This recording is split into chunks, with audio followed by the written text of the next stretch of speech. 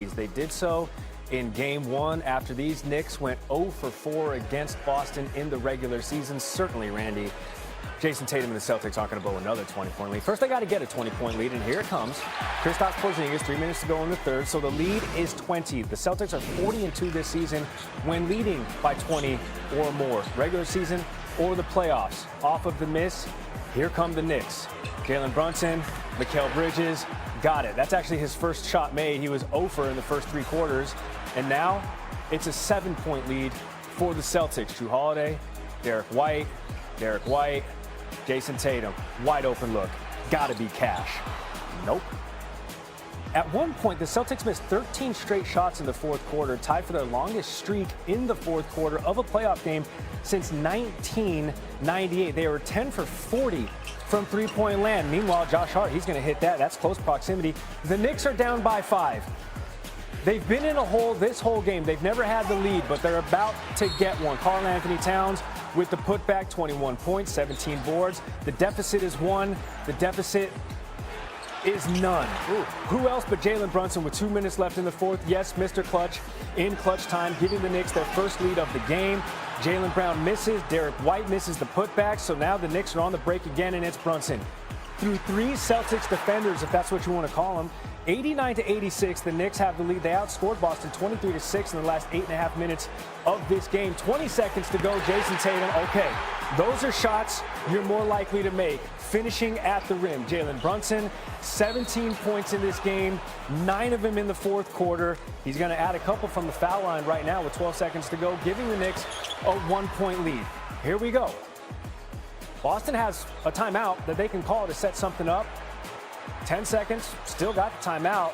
Jason Tatum, though, going to do it himself. Trying to kick out to Jaylen Brown, but instead, it's Mikal Bridges. Again, remember, he stole the ball from Jaylen Brown, failed to get a shot off to the Celtics in Game 1, and then it's Bridges playing hero again in Game 2. And that's how the Knicks are going to come back again from another 20-point deficit to take Game 2 on the road.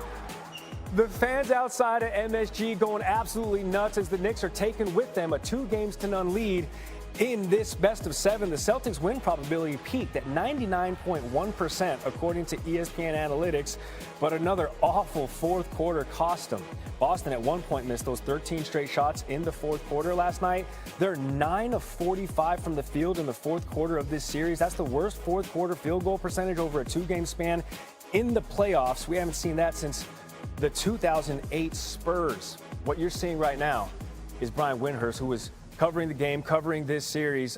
Windy, take us inside the Celtics locker room after another 20-point lead evaporates in Game 2. Gary, they don't seem to understand what's happening. Obviously they're not making shots. Anybody can see that.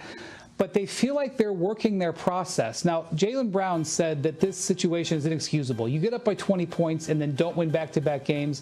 You just cannot tolerate that. Now, that is obvious. The problem is what to do about it, because they're almost like a chef that has made a recipe 1,000 times.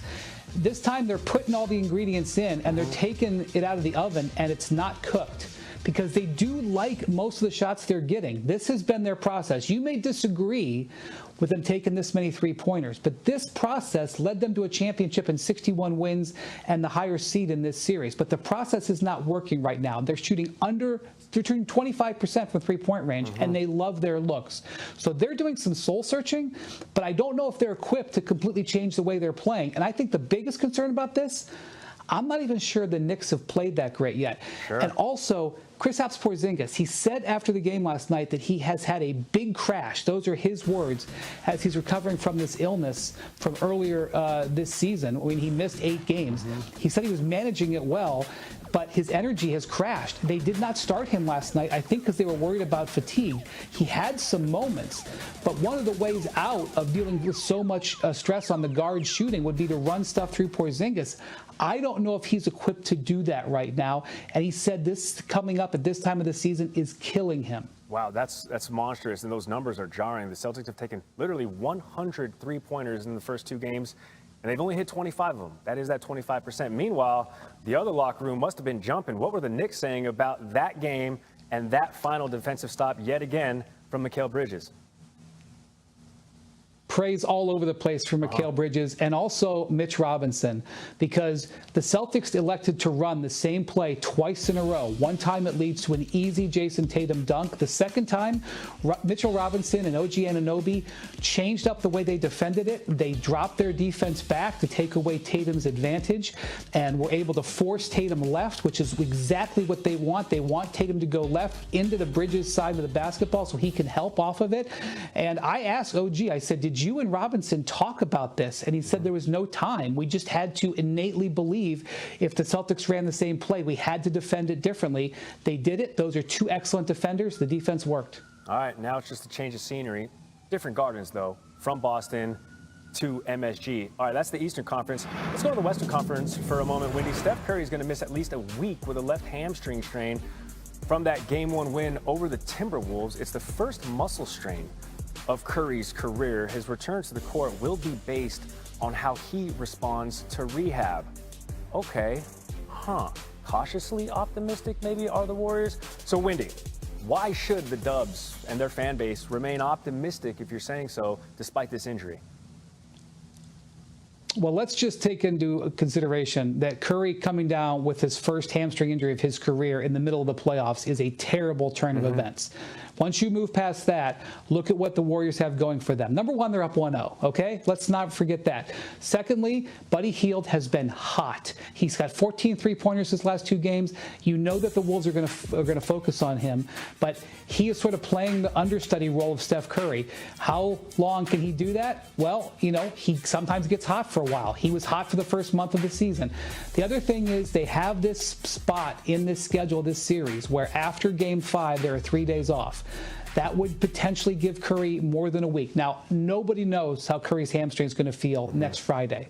I don't know. Nobody knows. But at least if you have that, you have a little bit of window. He might be able to come back. So the Warriors are obviously dealing with a very bad blow of fortune here, but there are ways that they might be able to crawl past it. All right, tonight's going to be the first time the Warriors play a playoff game without Curry since Game 1 of the 2018 Western Conference semifinals. That is Brian Windhorst. Wendy, much appreciated. Nobody better than you. All right, nobody better than the OKC Thunder this season, certainly in the Western Conference. Game 2 of their semifinal series with that man, the dad bod god, Nikola Jokic, taking on Shai Gilgeous-Alexander. Quiet Canadian assassin working on Jamal Murray. That's, you know what? That's a proper dust up north of the border. You know, that's Canadian on Canadian crime. Yeah. We're sorry about that. A lot of pleasantries exchanged, like probably literally. The big maple, blue arrow. Just going to score that bucket there. And then Isaiah Joe splashing a three. Thunder plus 24 in the first quarter. Their best in any quarter in team history. SGA working on his fourth straight 30-point game. No points for Aaron Gordon there. Chet Holmgren blocked him twice.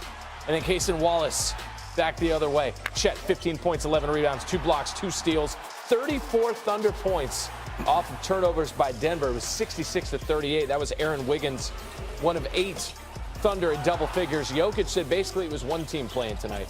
He was minus 36, worst of any game in his career. Fouled out in the third quarter. SGA to Jalen Williams. SGA, he had 8 dimes, 34 points. The Thunder, 149